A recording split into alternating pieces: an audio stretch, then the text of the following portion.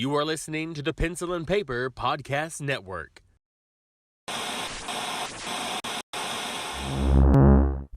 Welcome to the Palace of Mega Pencils. This is Super Mega Crash Brothers Turbo!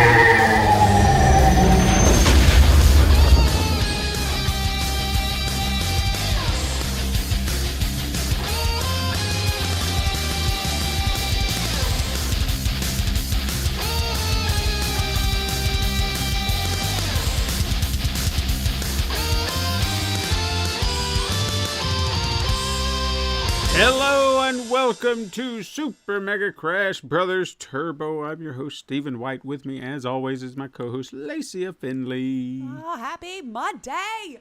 Hope everybody's having a good week. I'm just Disney week! Yeah, just gonna say that. All having a good week. Yes. I want to talk about a few things real quick up top. Try to keep things, rolling. Should have a new video out this week. Ooh, yeah. I knocked it out pretty quick, believe it or not. I think because I had a heads up, because some things got swapped because of around. The flipping? Yeah. And I was like, what kind of? I'll just go ahead and put this together. I don't want to say it's bad. I just, how you get in your head sometimes, like, I don't think this is as good as my last one, or, it's fine. The producer said it's fine. He said there were some technical little things he had to adjust, which I don't know what that meant. Because I told him, I said, if there's anything wrong, I've still got time. Because it wasn't due until tomorrow. And I was just like, I finished it early and there you go. I think I got everything. So I don't know what the technical things were. Bugs me. Well, and apparently it was small enough that they could just go clickety click and it was done. I guess. Because I looked over it, and as soon as I noticed just minor, itty-bitty little things, I was like, damn it! I hate when I miss just the little things. Yeah. But, yeah, I should have that. I'm hoping that should be up Thursday. I'm kind of guessing about that, considering the timing sounds right, Thursday. But it'll be Boba Fett versus the Mandalorian. Ooh. You had to have fun with that one, though. Yeah, it was pretty fun. So who's the better bounty hunter? So to speak. Okay. Yeah. Have you been watching, or have you ever watched The Orville? Yes, I haven't watched the new season though, but yes. They're doing some really good stuff. I don't want to just say that from they'll say, hey, budgetary. Look at how flashy we've made it. Don't get me wrong, it looks flashy. And you'll notice, like, we were watching the old, or I don't want to say older, the last season before they moved to Hulu. Mm-hmm. So we had pretty much went almost back to back, going from season 2 to season 3. And you can tell a difference, like, in just everything. Like, they've added so much more detail. It did seem like I caught the hubs watching part of it, like, definitely filmed in a different style, more clean, polished movie. Yeah, something like that. Yeah. So everything's just got a nicer polish to it, and just looks like it went from SD to 4K. the amount of detail. It might have. So that's all well and cool, but I guess my concerns going in.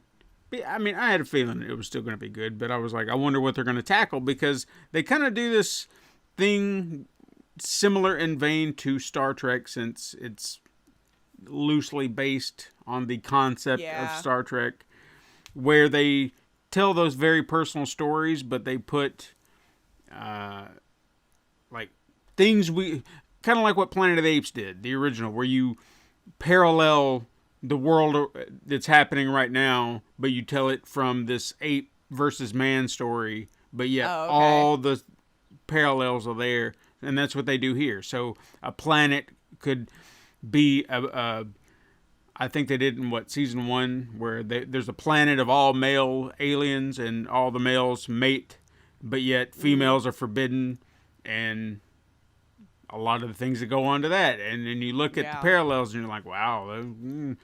Well, they had one this past week that it was actually building off of a narrative from the previous seasons about the captain had gotten into a relationship unknowingly with an alien that would kind of be the equivalent of maybe the Klingon.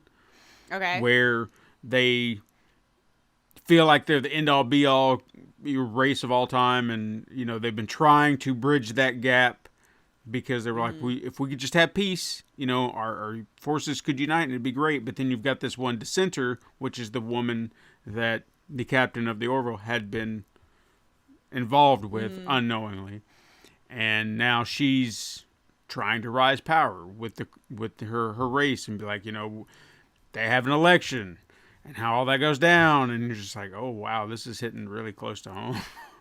It was a little like, oh, but it was a great satire, I guess, in that sense, where they're telling that story and everything's clear. You know what they're saying, but they're doing it in such a way that, I mean, you can't ask for better sci-fi writing than that. That's the kind of stuff I like with sci-fi, is when they can do those parallels, when you can see the world reflected. I need to check out the new one. Yeah, it's a really good show. That one had a twist in it that I didn't see coming. Like, it was like, oh, okay. So it changes things, I feel like, and I'm eager to see what they do with it. But is it wrapped up for the season, or no? I think they've got 4 more episodes. I don't know what seasons are anymore. I know. Well, it used to be like October to May, but now I have no idea. It seems like 8 to 10 episodes. I feel like they said 8, but they're over an hour long, so they're allowing them a little bit more time to breathe. But I recommend the Orville if you like that kind of stuff, even if you're not like a huge Trek fan, because I like Star Trek, but I'm not gaga for it, you know, like I don't go out of my way to watch. Not a Trekkie. Yeah, like you didn't learn Klingon. You no, didn't do all that. Like there are certain movies that I like. I have watched a few episodes of some of the shows, you know, just here and there. Yeah. Like if something caught my eye, like the 2-parter of Star Trek: The Next Generation, where Captain Picard gets captured by the Borg. I knew that related to one of the movies, so I went back and actually looked at that or watched those because I was like, I want to see that story. This clearly relates to something I don't know anything about, so I wanted to check that out. And First Contact is one of my favorite Star Trek movies. So, but again, I don't actively seek it out. I'm not going out of my way. Like I watched Picard because I like Patrick Stewart. I like that show. I like the New Worlds animated show that they did. But I'm not going after Discovery. I'm not watching Strange New Worlds. I'm not. It's just, I don't have that. I mean, if everybody liked the same thing, but we'd have one show. Yeah. You know? But I recommend the Orville because it's like it, but it has its own twist to it. So it's not that specifically. And you don't have to worry about being bogged down with all this lore from Star Trek and be like, well, I don't know where to begin. It's like here. Basic. We've got our own lore. Yeah, here you go. Basic concept, but so far it's not so expansive that you can't keep up. So I recommend it. Nice. Check it out. It's on Hulu. And one other thing, and I don't know if you saw this, but I had to watch it as soon as I actually went to watch it the day it premiered, and then I stopped and said, no, I need something for this if I'm going to watch it properly. You know, waiting for something. Your little, your weekend treats. Yes.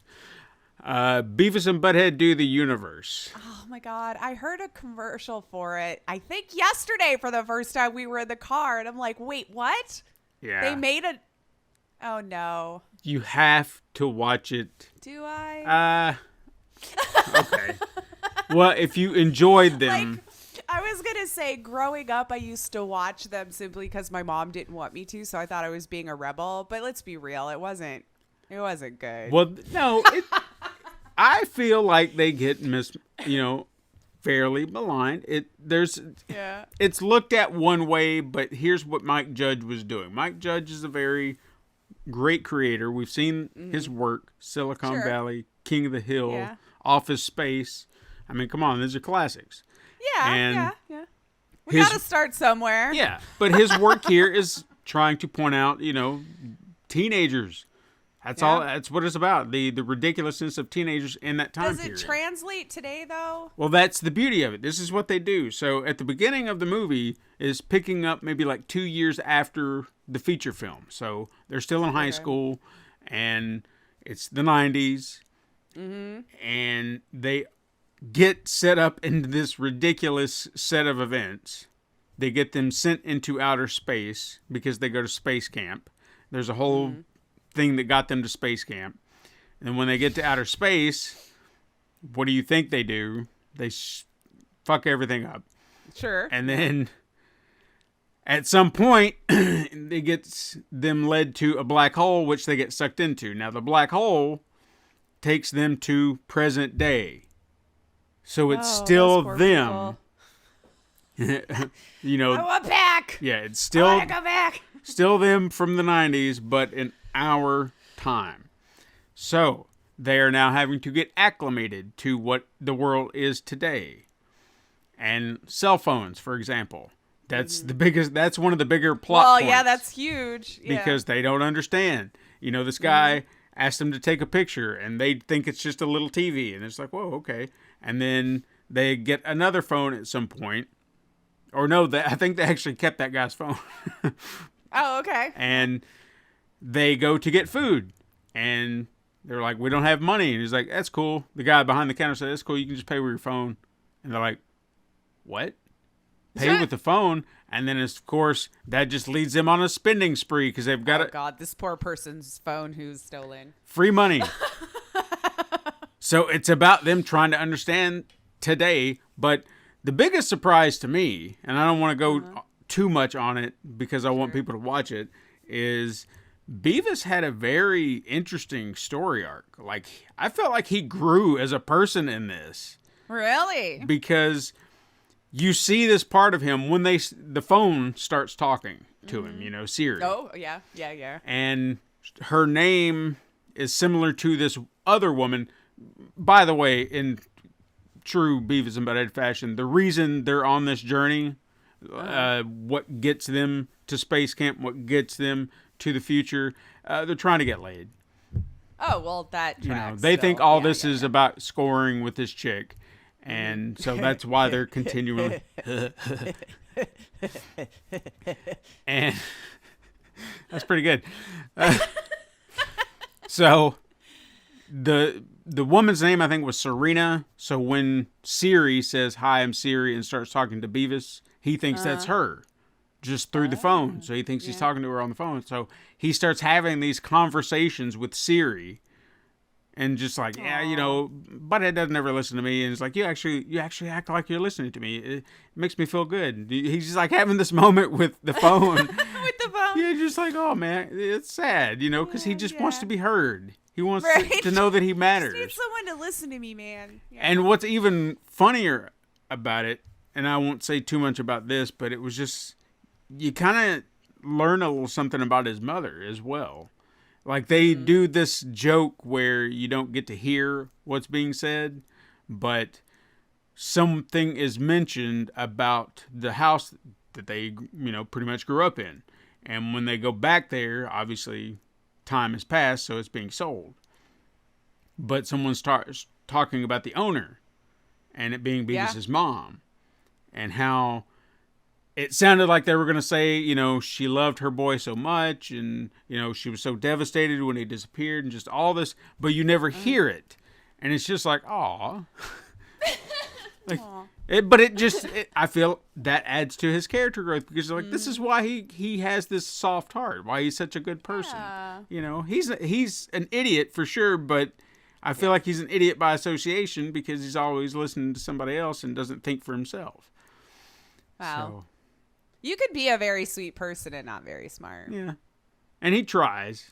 He has his moments. Exactly. Yeah. So they both crack me up. And I think Beavis a little bit more than Butthead, but it's Butthead's little things. Like, I think the moment... Yeah, his was more annoying to me, I think, with him. Which, and I can understand that. Early on, I think he didn't they didn't quite have their footing for who they were. But I feel like the characters that they are now, even the later episodes, I felt like they'd finally found who they were, and they're not just going Right. But Watching even just MTV. the stupidest things crack me up, and this is when I knew I had to actually get something for it.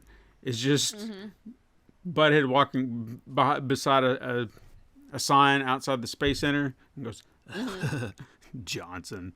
And just, I lost it. I don't know why. Yeah. I was like, okay. Yeah. It's stupid. It's really. It is stupid. And that was the whole point. But like it was not, It's just intelligent humor. Yeah, I don't know what it is about just saying it and implying it. Right. Like, I'm a child. Yeah. Well, I shouldn't say anything because I've laughed at dumb stuff like that before, too. Yeah. But I think it's a pretty good movie. Is it at least short? Yeah, it's like under 90 minutes. So it's then pretty good. breezy. There you go. At least that's good. I found it to be, if you enjoyed maybe the first movie, it's a nice companion piece to that. So, All right. I would recommend it. I don't know that I ever saw the movie. I know I watched It was good. the TV show when it was on MTV. Mm-hmm. Like, I would sneak at the channel until Mom would come in the room, and I'd sneak it back. Yeah. I swear that was the only reason why I probably watched it. It was just because I was told not to, and I'm a kid, and it's a cartoon. What do you mean I can't? Yeah. Well, now I know. See, when I used to watch Beavis and Butt-Head, like I always wanted to, I feel like I can do their voices all right, but I only had one that I could really nail, or at least I felt like I could. You know, their neighbor, Tom Dreesen. Hey, boys. What y'all doing over here now? Y'all gonna come mow my yard? That old Texas sounds like Hank Hill kind of thing. I did do Daria, though. I do did you? remember enjoying that. Wasn't she a spinoff from Yeah. there also? Like, what? Yeah, I did watch Daria, a season, maybe two. I don't think it lasted very long, but She's supposed the to. dry, sarcastic humor can get me, I think she's actually she's having a comeback because she was that in tracks. that like she didn't Same have a voice? no. Is it Well, still- you saw her as a cameo, like you saw her as a character. Oh, just often, drawn in. Yeah, so she was there technically in one scene, but I have heard Daria's getting a comeback. So Interesting. I wonder how that would translate to today also. I'm curious. Because that was very much pop culture of its time, Yeah. with the just emo teenagers that everyone's Dude. stupid and can't possibly understand me. Yeah. I don't think kids are like that these days, but I don't know if they're still the same. It's just a whole new brand, It I'm is. sure, of something. Every generation's got their thing. Yeah, us 90s kids. The grunge, gross Yeah. 90s. The hell were we thinking? I don't know. We were just very angry about everything, I guess, still. I don't I know. noticed that the anger got amped up in the the early 2000s. Like Sure. there was just this. I don't know where it hit me the other day, but I was like, everything in the early 2000s, everything was just angry. Everything was dark. It was like, blah. And it's just like, oh, calm down. Black Jesus. hole sun. Yeah, everything was won't you angry. come? Yeah. I mean, we just needed an outlet. I guess. A lot of angsty teens getting drug into the 21st century. Mm-hmm. You know? So, what you been playing? Ooh, well, one I think we're talking about later. We are. Okay, so we'll wait. But I did a couple more games on Steam Next Fest that same Monday our pod dropped because it was the last day for it. And I can't believe I didn't see it before our pod last week. But Don't Feed the Monkeys 2099. They're coming up with another one. Woo! And I was happy. Like, even Dava sent me a DM like, hey, did you see this? And I'm like, yes, I did. But thank you, Dava, because if I had missed it, that would have been amazing. Then I played the demo twice. I want more. It's definitely just more Don't Feed the Monkeys. I feel like nothing's changed, except now we're in 2099, and so the gadgets look a little fancier, but it's the same premise, and I don't care. I'm here for it. I loved the way it told the stories, and it has a lot of replayability and the way it's all randomly generated, which story and stuff that you get. So yay! Very happy about that. I think it said it was aiming for September release, so not even that far, but too far, because I want it now. Right. But Don't Feed the Monkeys, $29.99. So fun. And then I tried a game called Horror Tycoon, which I shared with you. Yes. I played the demo for like 40-ish minutes or so. Meh for me. Okay. The premise was cool though. So again, Horror Tycoon. It was like I died or something, and so part of mine is, rehabilitation, going back into the world, is that I design these horror houses, and the more people that I can scare to death and collect their souls is kind of the premise. So it's on a timer. So here's the tycoonish part of it, I guess, because you're going to build these things inside the house. And then when the timer hits 0, that group of people will be walking through the house. And They have different colored coats depending on like how easy they scare. So if they had a yellow coat, stupid easy to scare, you pretty much put like a drop of blood or something. You're like, oh my God. And then green and then red, and it gets harder. And so they just keep coming in waves like that. So I did that for about 40 minutes. I don't know if there was more to do in the demo. It was just a demo, so I wasn't expecting it to click me to a new level or anything like that. But it sounded cooler than it played for me. And it's still the demo. It's still early, so I want to keep all of that in mind. These are like workable demos. Things can change. But it was in that kind of that same style from that Ravenous Devils, where it was like that 2.5D kind of, but you could still go top down. You have a little camera maneuverability, but not a ton. And you just unlock, I guess, more scary things to put in there. So I had like dead bodies hanging and feet hanging and blood dripping. And then there's stuff you could send to just make a loud noise to scare the crap out of them, So I think people would like it. I just don't know that it was for me. Sure. So maybe you check it out. You might think it's interesting once you unlock some of the attractions. And maybe it'll be more fun when you can get out of that level and see how big you could make the attractions maybe or whatever. But so meh for me for now, but I think the premise is cool enough to keep an eye on to see if anything develops further with the idea. And then unfortunately, since the weekend was depressing, I played a bunch of House Flipper because I didn't want anything pressing my time, making me feel stressed or anything. So I flipped a bunch of houses, and I have like $150,000 right now and 2 lofts. I don't know if I want to sell them yet though.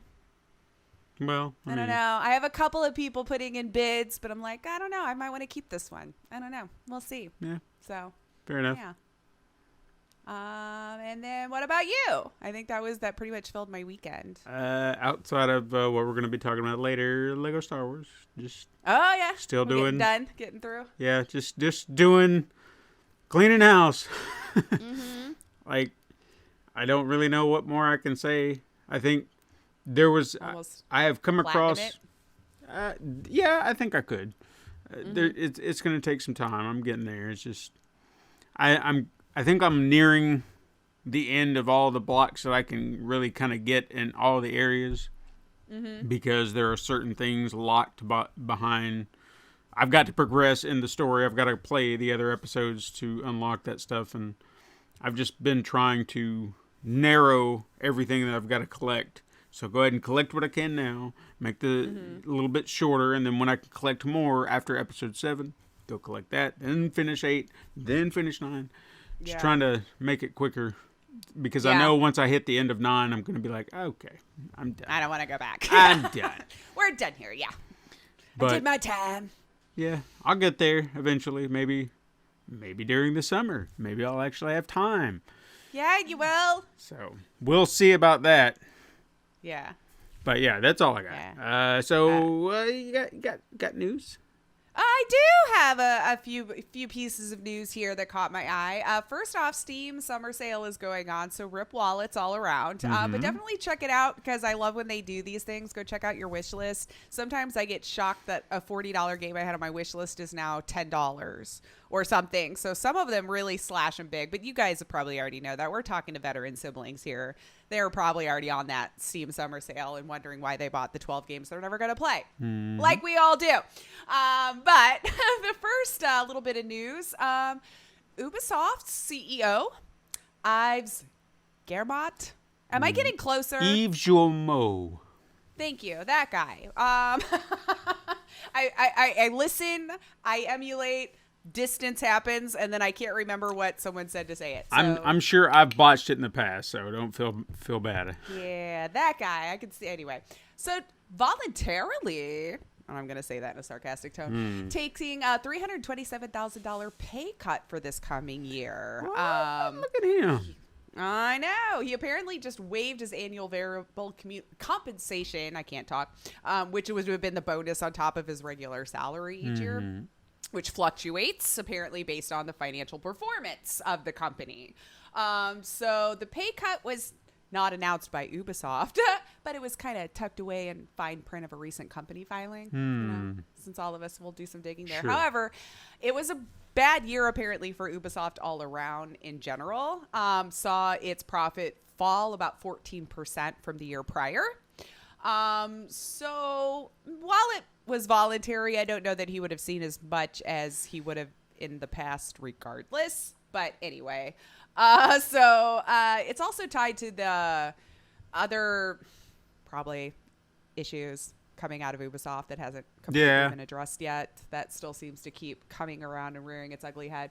So that the sales revenue fell by 5% and its stock value tumbled by 50% in the last year. So they're prepping to, you know, fight off apparently a huge takeover bid from several private equity firms. So it sounds like they've just internally been a mess between all of this stuff going on, you know. And then, of course, Skull and Bones leak. Like, do we care anymore? No. Hasn't it been like 10 years? It's been way too long. I feel like it's been forever. So they wanted to let us know in the same little article I was reading. It's very much still in development. I don't know. I don't even care anymore. Is it you just apparently are going to develop that till the end of days? I don't know. I just think you should scrap the idea. But I don't know. Maybe people are excited for it. Sure. I just think you've been dangling it for so long now that I just don't even care.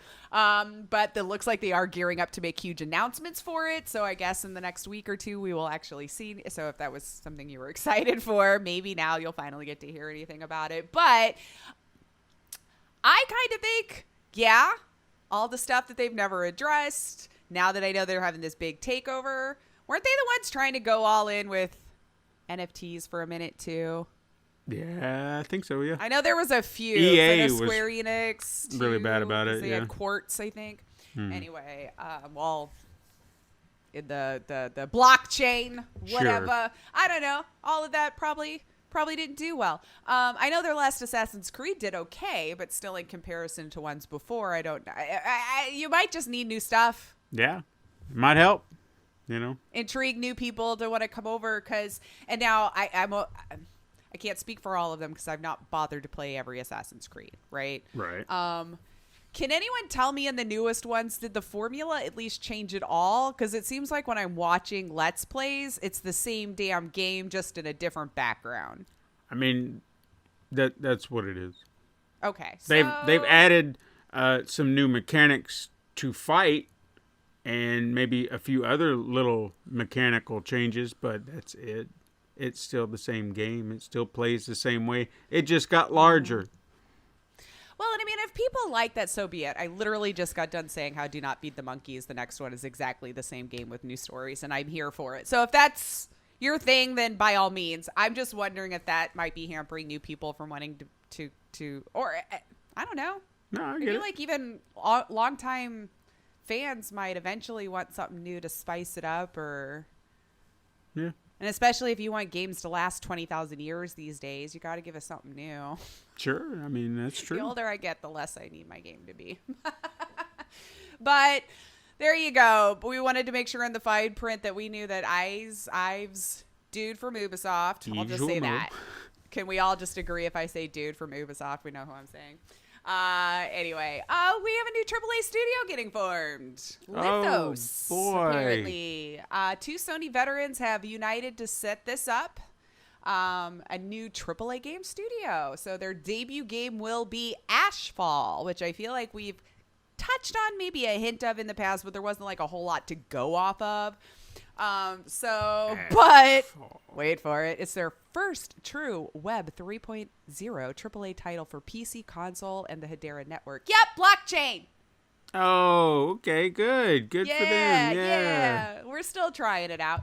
Michael Mumbauer and John Garvin, two spearheading this. Mumbauer was once head of the PlayStation's visual arts and worked on titles like Uncharted, Last of Us, and Days Gone. He initially left Sony to become founder of That's No Moon, but he left a year later.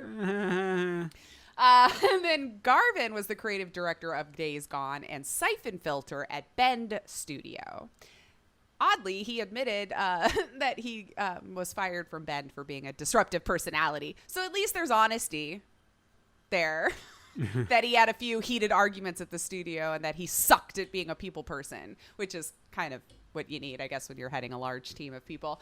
Sure. But, so brand new studio, brand new game. Ashfall, apparently an open world game set in a land ravaged by global warming. So look outside. Yeah. Mysterious energy fields and warring enclaves. So it's supposed to be a narrative-driven single-player game, which later on will evolve into like a PvP, PvE situation if you want. So it also, again, like we just said, block into the Hedera network, which apparently is a blockchain system. And it'll allow players to build, sell, trade with exclusivity being a focus. All right. Everything on this blockchain's been exclusive. Exclusive. I don't know. I'm making fun of a thing, but I don't know. We'll see. I feel like that just is another word for NFTs coming your way. But it seems that Lithos, now this new team, is interested in not just blockchain, though, but something called the Cinematic Transmedia World.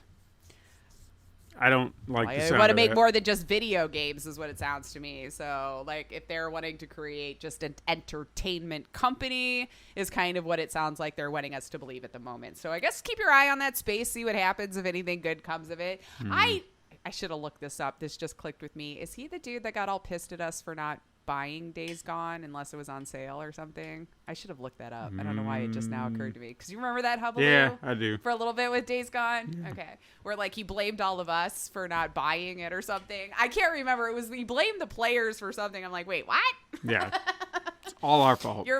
That is why games bomb when people don't buy them. So like, yeah, I guess you're right. It is our fault. We didn't want it. I don't know. Sorry. I'm paraphrasing. I mean, can't remember the story completely now, but I had fun with it, but you know, Hubs liked it too. I'm sorry, I just didn't go out and because I heard all the bad stuff, so I was like, well, I don't know if I want to play it now. Well, the most complaint I heard was the most AAA game ever. So basically, any kind of huge AAA mechanic that's been used, they threw it in there. And I guess so what at that point? Was the story good? Did you like it? Did it play? Did it glitch out on you? You know, what are those things? You know, I had fun. I mean, there's not a lot of games you get to ride around on a motorcycle. That's fun. Getting chased by hordes of zombies. It's insane, but fun. Especially when you can get used to it. Oh, yeah. I loved it. Yeah, and learning where you can blow up all the things so you can take out large quantities of them at one time. Yeah, it's like a little puzzle game, too. Yeah. So, I don't know. If you like that sort of thing, I'm sure you did. But, you know, I guess we'll see. I don't know why it just clicked with me. I wonder if that's him, and he'll just yell at us for not buying Ashfall. Might be. Maybe. We'll find out. Yeah. We'll find out. And, of course, we have to talk about it. GTA 6 leaks and rumors. We had some big ones, though. This time, not just little tiny stuff. I hate to do it because it's leaks, it's rumors, but this one was kind of big. Like, we're going into what we think the story even is and where it's set. So the latest info, game's potential storyline, when, as well as the setting, so where. Grand Theft Auto 6 story, supposedly now, will follow twin siblings, one male, one female, who are separated following the tragic death of their parents at the hands of the cartel in 2003. Game will reportedly explore this tragic event in its prologue, which could be set in Brazil. So apparently the male sibling becomes an agent for the DOA, which is a parody of the real world government, DEA, if you will. And then, however, his sister will seek revenge against the cartel in her own way, working her way up the ranks in the cartel. So we have like a little sibling rivalry there. So I'm wondering if it plays like how in the ones before, assuming all of this is to be true, where you play both sides. That would be cool. It would be fun. So the intel we have also refers to ambitious technology, they say, that the military will have at its disposal in Grand Theft Auto 6. So in other words, wanting to improve what 5 with the cop thing wasn't doing so well. They're improving upon it here, supposedly. And Rockstar wants the game to reflect the current times. Don't know why now, but something in the studio couldn't accurately do. So supposedly 2022-23 is the era the game might be set in, not release date. So today's times. They might have to make some changes before it comes released. I don't know. I kind of agreed with them before when they're like, how do we make a game to satire today's life? I'm like, yeah, I don't know. I don't know either. Because so apparently, like I just said, it'll be set in that time, which would debunk the previous rumors we saw before, obviously, between the 70s, 80s, 90s range, which I think was some guesses before. So, yeah, those were the big ones. That's kind of a big leak. So I'm still seeing the plans to release 2024 for the game. So we'll see if any of this comes to be, because this was definitely the biggest leak with real info, right? I guess, where we're actually saying what the story and stuff could be about. I could be aboard for that. I would hope you could play both sides, because shoot, what was it's I know I'm not supposed to like them anymore, but the story games that I liked so well, where they had like Detroit Become Human, Heavy Rain, his Wanted first Dream. one, which was thank you. I don't know why I was like I could think David, but so one of his, I think his second release on PC was called Fahrenheit, but I can't remember. It was like it had a different name in Europe than it did here, and you did get to play that, where I was playing the murderer and the cops looking for the murderer, which you go, well, that sounds stupid, right? Because if you're playing one, you clearly would know what to search for in the other. But when you would be hiding evidence or something, you would just kind of get like a little cut scene of little things flying around. So you weren't actually seeing what your character was hiding things or where they were placing stuff around. So then when you did come in as the police, you are still actively searching for it because you don't really know what you did, but you're seeing both sides of the story. And I thought it was really cool. So when I saw this, I'm like, you have your own spin on doing something like that. That could be a lot of fun, getting to play the good and the evil at the same time. Yeah. They're usually always just bad people in GTA. Of course, this is assuming they're DEA or whatever it was called. Or are they good people? Is that what we're considering in this world? I don't know. They could both be bad for all I know. Yeah. Or the cartel could be the one who saves the day. I don't know. Who knows? Who knows? We'll have to find out, hopefully in a couple of years when the game releases. But there was one thing I wanted to mention, because I saw GameSpot article saying to do this, and then the developers going, oh, no, please don't. So maybe we should mention this here. For those who own a Steam Deck, maybe you've been lucky enough to get it already. But GameSpot apparently put out an article about a mod that you could put in to get a M.2 hard disk drives to expand the storage.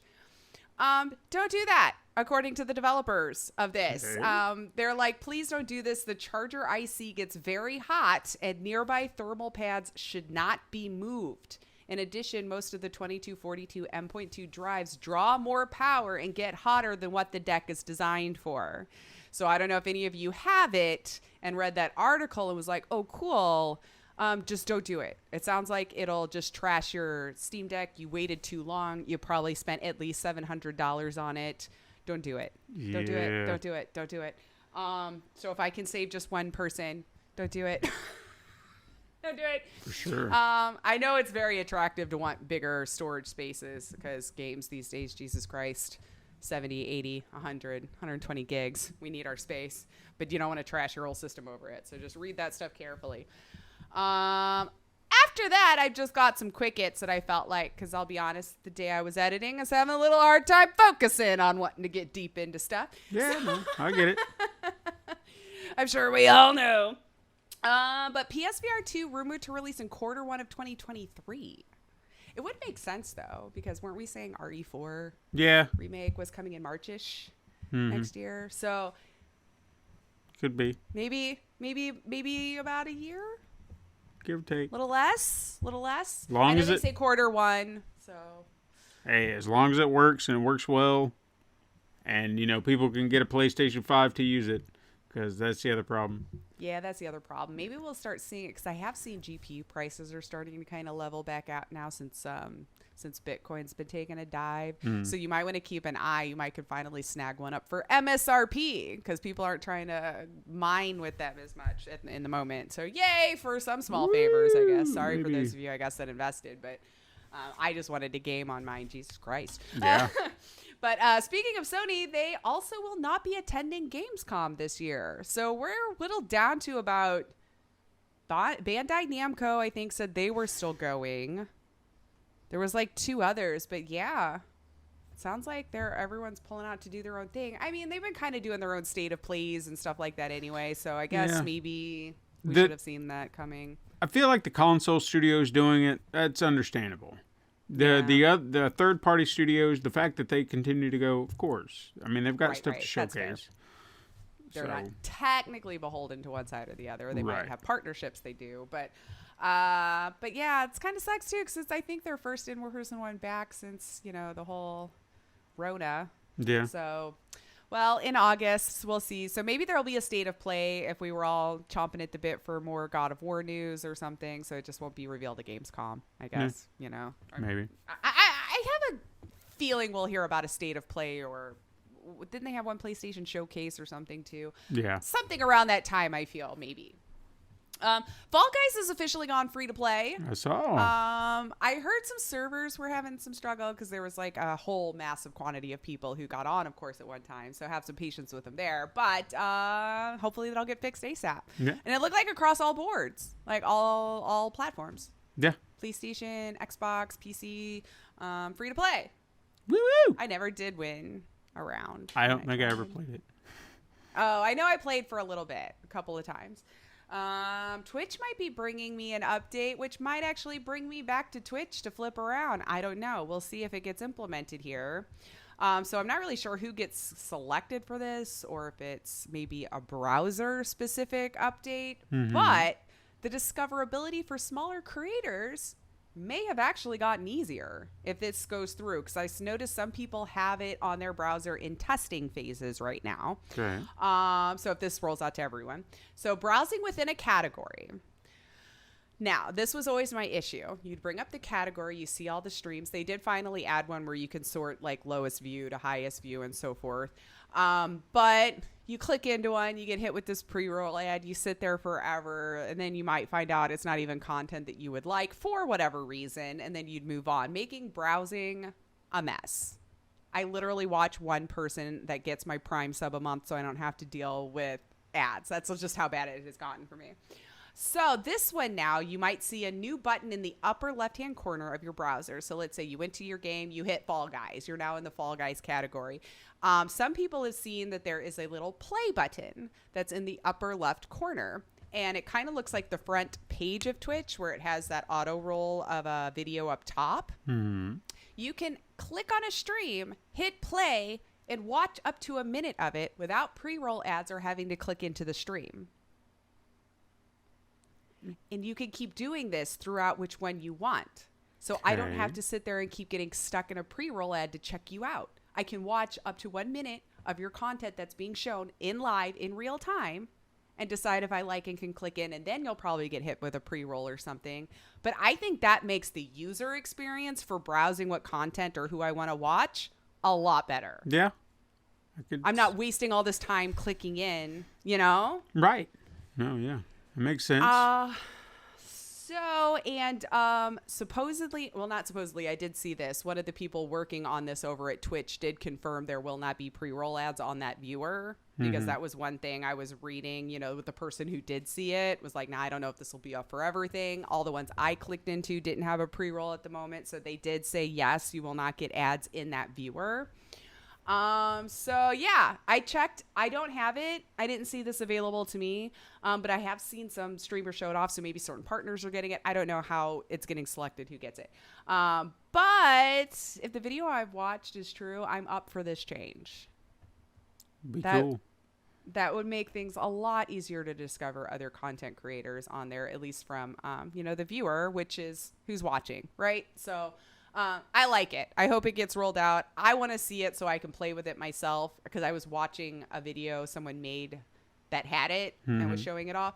So thumbs up on that one. I like it. I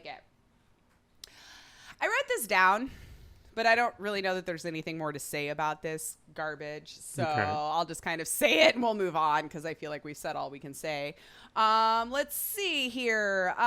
Despite of everything, shareholders at Activision Blizzard voted to keep Bobby Dickhead as the board of directors for another year at its annual stockholder meeting. And that's all I wrote, because what can we say anymore about this whole fucking nonsense? So you just voted him back in to keep him for another year.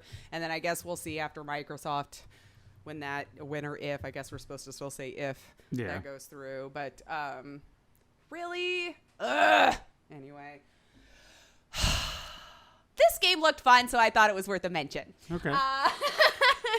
So Saber Interactive's next game is called Circus Electrique. I hope I said that right too. Saber Interactive. What did they do? Shoot, I should have wrote that down, because I know we know them. Yeah, that name just clicked a major bell in my head. My brain's broke. It's not worked for a really long time. Oh! They published Evil Dead the game. That's probably why I remember that. Space Marine, World War Z. So a few. Okay, so a few. That's why that's probably why it was freshest in our brain. Yeah. But yeah, so they described it as darkest dungeon at a steampunk circus. And then I was like, yeah, okay. I liked Darkest Dungeon. This sounds great. So I watched the video, and it looks like a neo-Victorian circus group battling murderous zombies in the street of steampunk London. That sounds like a lot. But it sounds like so much fun. So it's another story-driven RPG. It has the tactical combat on it. Circus management, even. Like, you can manage your circus. It's just, I don't know. It sounds like lovely time. Yeah. Apparently it was announced in 2021. But it just now caught my eye since they're showing off gameplay now. So if you play Darkest Dungeon, then you're kind of familiar with what the game will kind of play like. I enjoyed it, and just the way this one was drawn and the story for it looks fun to me. So it looks like later this year in 2022 it'll release, so keep your eye on it. I know we have a couple of siblings that I think might be into that one. Heard some rumblings we might be getting a Nintendo Direct this week from third party deck. So I couldn't find anything saying for sure, but doesn't sound like it'll be a huge one, but hopefully some new games to chat about then. Sure. Like a mini direct with some partners. And you had to have liked this one. Did you see the extended trailer for A Plague Tale Requiem? I saw it. I just didn't watch it. Shame on me. I know. We got a release date. Okay. October 18th. October 18th. So, I mean, it looks good. I enjoyed the first one. Yeah. This one looks good as well. So there is an extended trailer, so if you want to check it out, it's kind of like the trailer we saw. I wanted to say E3, but there is no E3 at Games Fest. But you did get a little bit more gameplay elements in this one, so a little bit longer. And they did have a collector's edition, but it's already gone, so I don't even know if I should even mention it. I wrote it down, and then I was like, I'll go see how much this one is. And I clicked on it, and all of them were gone.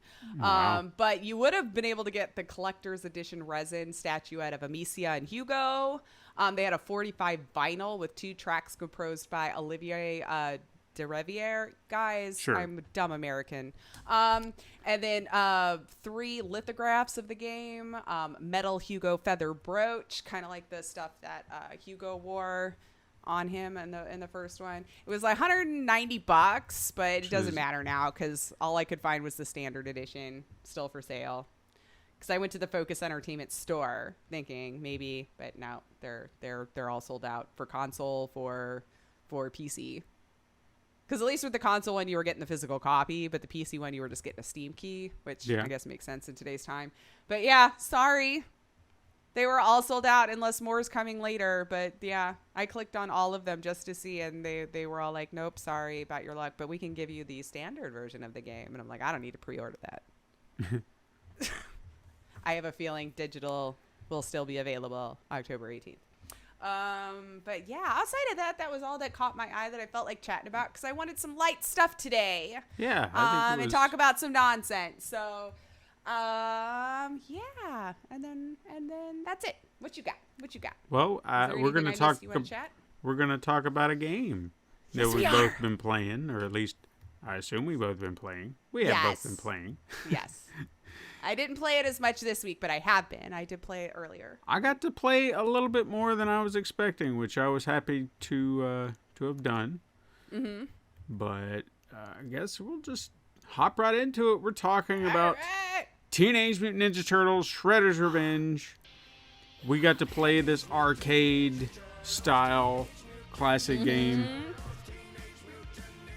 Give me your initial thoughts.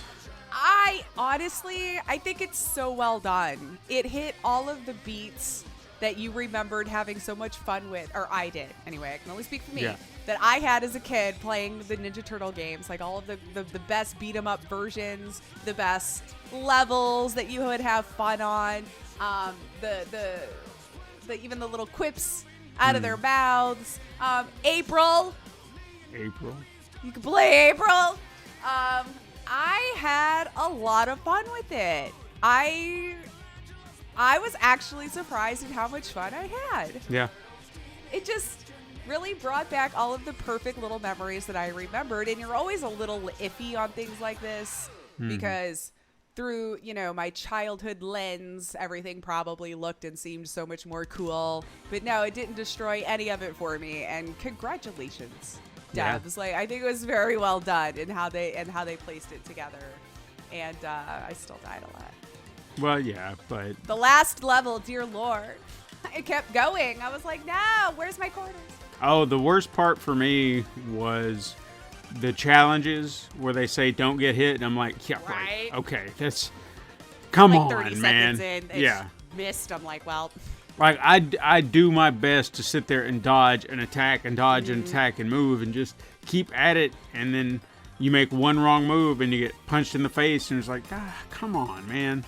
So to me, that feels like an unfair challenge. I feel like we did that then too, though. Yeah. But that we didn't have achievements to pop, though. That's true. It's just frustrating. Oh, for sure. Like, there's For sure. When I feel like I finally got the dodging timing right, and then one of them still gets me, I'm like, what do we do? yeah. But I learned it, though. I do like that added element to it because that felt like something new that we didn't have in those old arcade games is that dodge roll. So we could just I don't know. I know there was possibly fast recovery. So if you did get hit, you could hit the button and kind of roll. I feel like the torpedo one we kind of had, though, where you would kind of roll, but then if you hit the button just right, they would torpedo into them, kind of spin. Maybe. Yeah. I might have to look it up, but I felt like that move was there before, and maybe I just used it as a dodge. But I mean, we had two buttons we were working with people. That's so true. But no, the even dodge. at the arcade. Mm-hmm. But the dodge roll thing, that to me added a new layer, a new element to the fight. So I felt that I was being a lot more fluid. And I don't know about you, okay, so who did you play as? What characters have you used? I've actually played, I think, just about all of them so far. I've taken Michelangelo the furthest. Okay. No, Michelangelo. Nunchucks, yeah. And then I did play Raphael. I did play April. I think I played them all for a little bit. Okay. But I got the furthest with Michelangelo. So Mikey! I was playing with Katrina, so I had we've played all the characters, but I personally have only played as Raphael, Leonardo, Donatello, and Casey Jones. And I played him at the end because we did get to you get him as your bonus for beating the game. So yeah. I got to play him for a little bit. When I finally did that, I haven't got back to it. So Which is I know he's there, but I just haven't done it yet. But April was cool too. But continue on with. Oh, Katrina did fantastic with April. She played as everybody else. She played as Mikey, April, Splinter, and did she play as anybody else? That might have been it. I'm trying to remember. That might be it. The Yeah. Four Turtles, Splinter, April, Casey. I think those are the only ones she played as. I think that might be it. But What was interesting to me is I know that there were different. They had different power structures. Each character had was it strength, speed, and range? I think that's what it was. That sounds right. So yeah. So it's like power, range, I'm and trying to speed think or something 30 like years that. ago. So Yeah. like Leonardo would be the most balanced. So he's 2 stars on everything. And then every other character from that point, they either have short range, but they're super powerful, or they're I feel too like Donatello slow. was longer because I feel like you could stab and like flip the people. He had longest range. I feel like his power was maybe a 2-star, and then his speed was a 1-star. Raphael, I think, was backwards. His power was Well, he's fast. maxed, but he had low range, but speed. Or his might have been a 2-star too. I don't remember. Anyway, but they all kind of play differently because of that, Right. because you have a different style to it. I felt like I did the worst as Leonardo. Weird as that may sound. Yeah. I don't know what it was about playing as him, but I felt like I didn't have everything going for me. Like I felt like I was getting kicked all the time, or I was getting punched, and I Yeah. was like, come on, dude. And I thought, of all characters, you should be the one. Slicing and dicing. Donnie, I stomped ass with. Like, he might have been slow, but by God, I could reach out here, and I could whop him here, pop him there, and just go to town. And I was surprised by it, you know? Yeah. Raphael I did pretty good with, I'd say, and that was the very first time I was playing, so I felt like I was trying to find my bearings at that point. And then Casey Jones, he's maxed out on all 3, so he's supposed to be like the ultimate character, so you earned Sure. him. And I felt like he did fine. Like, I wouldn't say that I felt like I was just stomping ass, taking names. People were excited to get to play him. Yeah, he was a great character to play, and I'd continue to play as him, but I didn't feel as if I was doing superbly better with Casey Jones. You know what I mean? Versus someone like Donnie. Yeah. So I found that to be interesting. So there might be a character in the category that suits you best that you might not think. Because I didn't expect Donnie to be the one that I was like, oh my God, I'm really like stomping ass with him. Surprised by it. So I would definitely recommend playing all the other Turtles and finding, or not just Turtles, all the characters in general. Yeah. To find the character that suits you best, because you might be surprised. Yeah. I actually, I want to go back through it with April because I was impressed with some of her moves actually being pretty boss. Yeah. See, You know? Katrina was I worried. like the fast and quick. Right. And she had a lot of those really good ones, and which is with the microphone just makes you smile because it's so ridiculous. But it's great, you know? And I think that was Katrina's concerns with her going in early. She's like, why do they make her so weak? You know, I was like, well, I get it. Okay, think of its origins. Then I we'll come know. Back, But we probably weren't even supposed to be fighting. We're just asking questions. What's going on? But she did, you know, put in the time and effort and built her up, and she's like stomping ass with her at all times. Yeah. So I was like, yeah, perfect. That's awesome. So she can be an awesome character. You just gotta, you know, work with the character you're given and make sure you fight I got properly. pretty far with her initially. Yeah. Now, the one thing I really loved about this, outside of just being a nostalgia trip from the game side, is also the voice cast, because they went back to the 80s, and we got the original cast members, with the exception of, obviously, James Avery, who did the Shredder. He had passed. And I also feel like Pat Fraley, who did Krang, has also passed. If I'm not mistaken, because his voice, that was not his voice doing Krang. But everybody They else. brought back all your classics, though. We had Bebop and Rocksteady and what was the lizard? Damn it. Which one? Because there's I know, I said the lizard in a Leatherhead. Yes. Okay. Now, You didn't get it when I did that motion? no, I don't know what that was. If you'd have said don't really K-John, you know, K-John Gato. The one that I found to be a really deep cut that I don't know a lot of people would know would be Ground Chuck and Oh damn, the rat, the mole rat. Dirtbag? Dirtbag, that's right. Yeah, Ground Chuck and Dirtbag. Mm-hmm. They were two villains that I remember seeing the episode in which they premiered on Teenage Mutant Ninja Turtles. It was like a special prime time special, and it was like an hour-long episode where the turtles go off onto this other planet, and these two, a bull and a the hell are they called? Groundhog. I guess that's Yeah. a mole. He's a mole. Yeah. He's something. I don't know what the hell he is. Look at his picture. He's something. Anyway, Dirtbag and Ground Chuck, they get hit with the mutagen, and then they of course turn into, you know, the mutant dickheads that they now become. And I think that there was a Technodrome Mark II that got premiered in that, so it was a brand new Technodrome. So it was this all big event that they showed on prime time, and that's where those two characters, I remember seeing them the first time. I was like, oh, cool. That's neat. Yeah. So now that I see them now, I wonder how much of a deep cut that is, because I don't ever hear people talk about them that much. Sure. I feel like they ran through all of them in there in the best way, though. Yeah. Like We got them all. I forgot about some of them, like Wingnut. That was that felt like a deep cut. The Rat King. I feel like people remember the Rat King. Maybe a little bit. You know, with his stupid little flute. Like, I remember this one episode, and it's things like this is why I wish I could find the show streaming on some service. I'm sure they're the old one. Yeah, because I have these vivid memories. The cartoons probably weren't that great, but Well, yeah, the OG ones. The newer ones that I had seen, they looked kind of mean, or the way they were drawn was really evil looking. I was like, ew, what'd you do to them?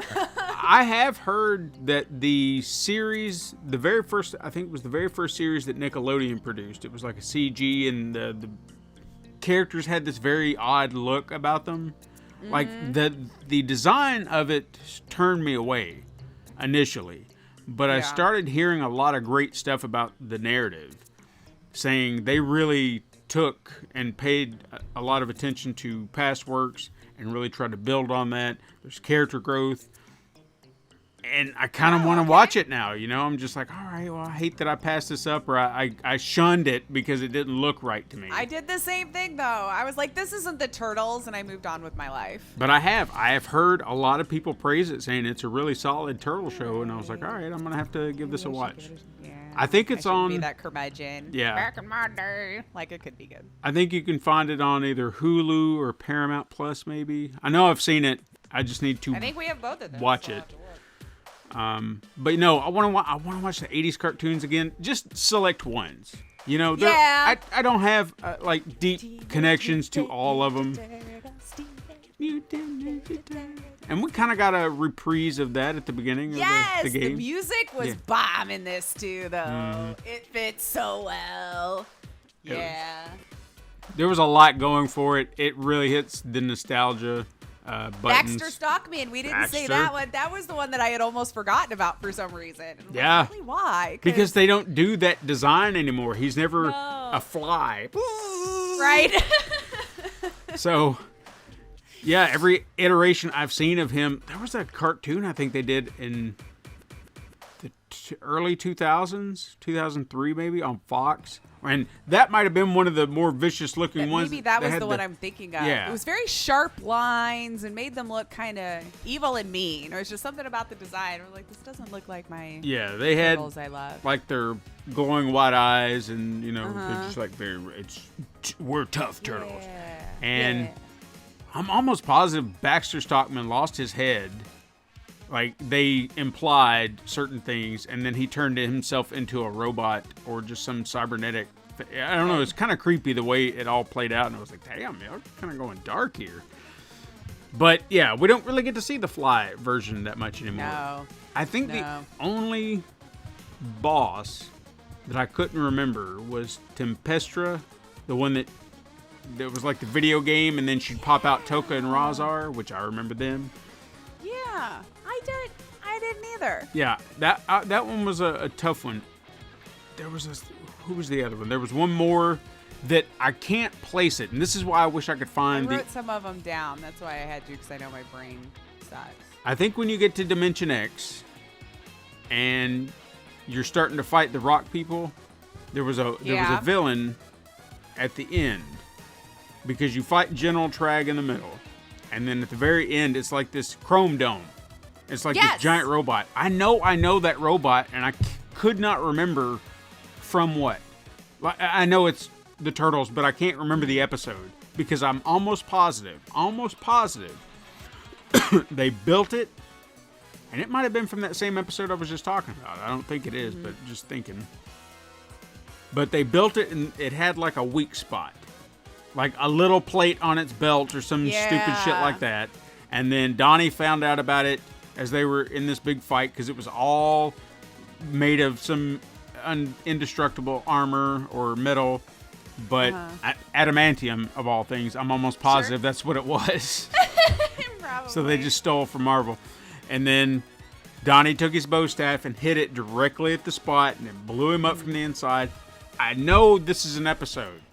I just don't know what episode. And this is why I wish I could find the old ones animated. Yeah. I'm sure I could. They're stored away. But someone has them. Yeah. I want to see that episode. I want to rewatch certain episodes that I remember from my childhood growing up on and watching, being, oh yeah, that's pretty cool. You know what though? I liked the movies though too. I liked those ones. I mean, I haven't seen any of the newer ones, but or if there even has been quote unquote newer ones in a while. But those two CGI things that came out at some point. No, this is humans in puppet costumes trying to make their way. I will honestly say that the very first movie still holds up to this day. I think it is a marvelous. I can't remember which one's which. Which one had Vanilla Ice? Was it the second or the first? Part two. Yeah. Okay. That's when they were trying to cash in and be like, "Hey, we got it. It's popular. Go Ninja, go! Go Ninja, go Ninja, go! Go! All right. I'm doing a little dance anyway. Hey, it was what was popular at the time. Everybody thought, "Hey, he's going to be the next big thing," and then look what happened. He took the Turtles down. Anyway. But no, this, I don't really know what more we can say about it. I mean, it's a fairly simple game. Mm-hmm. That if you grew up watching the Turtles in the 80s when the first boom came through, this will like be a nostalgia bomb. Right, for sure. Because you get most of the original cast. I know I only mentioned two. I know that there's more. I know the woman who voiced April is not the same. I don't know, Splinter's definitely not the same. So not everybody came back, but the main Turtles, they did. That's cool. Yeah. And just the design. If you play those games, the beat 'em ups, dead on. Yeah, and cleaned up, of course. Yeah. Like definitely with more polish, but yeah. But it makes me ache just a little bit for that other collection. Remember, we heard about that collection of arcade titles and other games. So I want to play that now too, just for that trip back. But I do appreciate this on top of that, because it's like a companion with it. So can we recommend this to anybody who isn't a Turtle fan? I don't want to say it's a bad game, because it's not. I feel like you might not enjoy it as much. Really loves good graphics. Maybe you're not a big side scroller fan, or maybe just not older games. You probably won't like it. If you gravitate toward retro titles, I think you would. And if you played them as a kid, then you probably already got that extra little something. But I think the younger generation, it would just depend on the style of game I guess you like, because we've crossed into that day and age where everything looks so great and does all these things that some people it's kind of a have to have for their games, and I'm not. So that person. I will give you a story now that you've mentioned this real quick to kind of cap it out, because this was funny. Now, as I said, I got to play as Casey Jones, but only did that because after we'd beaten the game and unlocked that, I was trying to decide what to do next, and my daughter walks up and she says, "Dad, can I play it?" And I was like, "Okay." I said, "Sure." Yeah. I said, "So you can play it," and I wanted to make sure Katrina was all right with it. If she was done playing, she's like, "Yeah." So she hands her the controller, and apparently they had played a couple of days ago, so she'd kind of gotten familiar with it. And I was like, all right. Nice, nice. Check your, pick your character and do whatever. So we start playing. She's beating them up. I'm beating them up. We're doing pretty good. I'm going through certain levels. We get to this one level, and I think it's the one on the highway where we're skating through, right? Yes, so much fun. And it's chaotic. And sometimes, things are going by. And there was a pizza, and it was about to get off screen, so I rushed to it and grabbed it. Mm-hmm. And then we keep going, and all of a sudden I noticed that Calliope is standing to one side of the screen, doing nothing, while all the enemies are fighting me. And I looked at her and I said, "What are you doing?" And I hear nothing. It's like, "Are you going to fight? You going to help me out or what?" And she's like, "Well, I would if you hadn't stole the pizza." I kind of love it. Just to spite you, Dad. Like, and I was like, I'm sorry, I couldn't help it. I said, "There's another pizza." I said, "Just hang on." But there was so much sass. I love it. Yeah, I can feel it too. Oh, that was great. Will the younger generation enjoy it? Sure. Just don't steal their pizza. Just don't steal their pizza. Let them win. Well, I was going to say, I thought she was going to be like, "Well, I would, but you just keep dragging me along, Dad." Because I can understand that one. Yeah. We tried to play Guacamelee 2 with you. Sorry. It just got to the point Beth and I were just like, we're just going to stay here because he's going so far. And then the screen would just switch over, and I'm like, well, I hadn't even figured out where I was until he moved on. I'm like, I don't even know if I'm jumping. So, Calliope, I'm on your side. I understand. I'm sorry. I just get so excited and just you do. In the moment. Well, when there's that gap too, like you're just better at those particular games than I am because you play them more. So there is that, advantage you have where I'm trying to keep up and you're like, now it's too slow if I stay behind, so it's not fun. So I just got to get good before I play with you. It's fine. But yeah. I mean, I like it. I recommend it. $25. Didn't seem ridiculous on Game Pass. So if you have that, you can play it there like I did. Yeah. Yeah. It's a lot of fun. I recommend it. It was a lot of fun. It was so much fun. I can't remember the last time I really smiled that hard playing a video game. Yeah. All of the good things were coming back. They threw in the best levels when you just mentioned with the street and on the surfboard in the air. I kept smiling so much. It's like, these all my favorite ones. They're so fun. Yeah. Just fun. It's a lot of fun. So I would recommend it. For sure. Yeah. If you got it on your Game Pass or whatever, or wait for a sale if you're, tightwad. I didn't. But I wanted to play. Or you just gotta wait, Yeah. It's money fine. these days doesn't go as far as it used to, so I get it. So do what you gotta do. But if you got the money to spend, I recommend it. There we go. Cool, $20 or so. I mean, a little bit more than that, I think. But still, I recommend. You recommend. Play the Turtles. It's a lot of fun. Go play the Turtles. You'll love it. And as we said, once you unlock Casey Jones, feel like that's kind of new too. Yeah. But I had to look through all these. But good times. I say go do it. For sure. That's our show. That's our show. I'm sorry if it was shorter, I guess, for the season. Sorry. Hey, well, we're getting ready to take a break. Yes. So this usually happens. We usually have a short show right before the end because we're going to give you so much more content throughout the summer. So keep your eyes open for our little minis. We'll try to put together a handful to, just have our usual crazy conversations. If you have something. Coffee talk. Lace and Steven.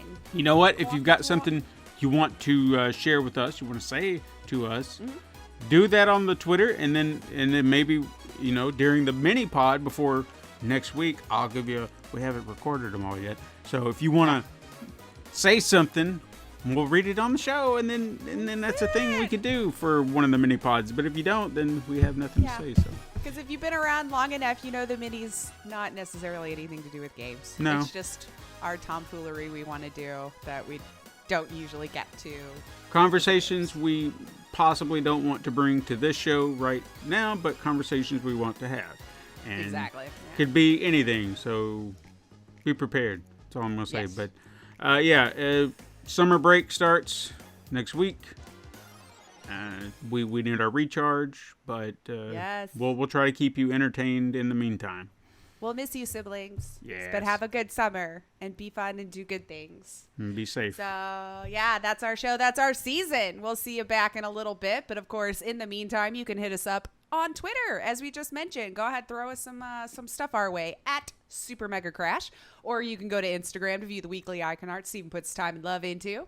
You can send us an email to supermegacrash@gmail.com, and you can support the show by liking and leaving reviews on your preferred podcast app, and even going to patreon.com/Pencil and Paper Productions. You want even more entertainment? Head over to YouTube/Pencil and Paper Productions to see just all sorts of stuff. All sorts of stuff. And you also, we suck at Discord. I think we're just always going to suck at Discord. So help make us better by coming on over and clicking the link below. Thank you so much for listening. I'm Lacey Finley. I'm Stephen White. And join us again next time, Super Mega Crash siblings. But until then, game on.